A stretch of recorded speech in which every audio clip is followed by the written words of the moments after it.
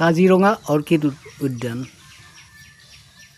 আমি আহি নতুন এখন উদ্যানত আহি উপস্থিত হৈছোঁহি। ঠিক কহৰাৰ সন্মুখেৰে অহা ৰাস্তাটোৰে আমি সোমাই আহিছোঁ। অকণমান আহিয়ে এই উদ্যানখন আমি পাইছোঁ। ইমান ভাল লাগিছে, গোটেই নেচাৰেল একেবাৰে। আৰু আমাক অৰ্কিডৰ বিষয়ে ইমান ধুনীয়াকৈ বুজাই দিছে বাইদেউ এগৰাকীয়ে। প্ৰত্যেকটা অৰ্কিডে আমাক চাইণ্টিফিক নেমেৰে গোটেইখিনি কথা কৈছে। আমি আপ্লুত হৈছোঁ। আৰু ইমান ধুনীয়া, আপোনাক মই দেখাইছোঁ আপোনালোকে গোটেই পৰিৱেশটো। এইটো আপোনালোকে চাওকচোন, কিমান ধুনীয়া লাগিছে, ইমান ভাল লাগিছে। গোটেই উদ্যানখন মাত্ৰ 1.5 মাহ হৈছে। এই 1.5 মাহতে ইমান ধুনীয়াকৈ পৰিপক্ক কৰি উদ্যানখন গঢ়ি তুলিছে।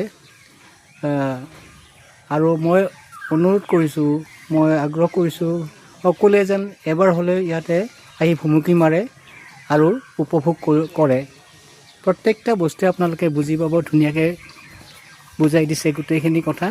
গোটেই উদ্যানখন আপোনালোকক আকৌ এবাৰ ধুনীয়াকৈ দেখাই আছোঁ। আপোনালোকে চাওকচোন, ইমান ধুনীয়া নেচাৰেল পৰিৱেশ, ইমান ধুনীয়া নেচাৰেল পৰিৱেশ। এই অৰ্কিডবোৰ বাহিৰৰ পৰা অনা হৈছে, বিশেষকৈ আপোনাৰ মেক্সিকো আৰু আপোনাৰ দাৰ্জিলিং আদি কৰি ষ্টেট আৰু বেলেগ বেলেগ কাউণ্ট্ৰিৰ পৰা অৰ্কিডবোৰ অনা হৈছে। প্ৰত্যেকটা অৰ্কিডৰে মাহাত্য আছে আৰু এই বিষয়ে আমাক বুজাইছে, যদিও আমি ভালকৈ ক'ব নোৱাৰোঁ। অৰ্কিডৰ বিষয়ে জানিব লগা হ'লে আমি বহুত ষ্টাডি কৰিব লাগিব আৰু তাৰ মাহাত্যটো কি, তাৰ বিশেষত্বটো কি, আমাক বুজাই দিছে ধুনীয়াকৈ এগৰাকী বাইদেৱে।